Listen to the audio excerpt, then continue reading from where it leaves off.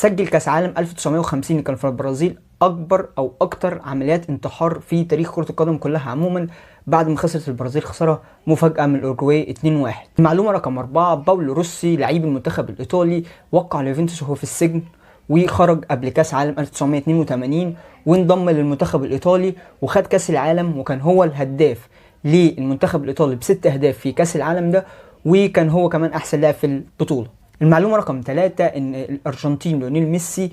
في اول ظهور ليه مع المنتخب الارجنتيني اتطرد بعد 44 ثانية بس من اول مشاركة ليه دولية مع المنتخب الارجنتيني. المعلومة رقم 2، ان الهولندي بيركامب كان بيخاف او ما كانش بيسافر مع ارسنال خارج لندن في اي ماتشات ليه مع ارسنال خارج لندن، بسبب ان هو كان عنده فوبيا او ان هو بيخاف يركب طيارات. المعلومة الاولى والاخيرة معانا النهاردة في اول فيديو في البلاي ليست الجديدة دي،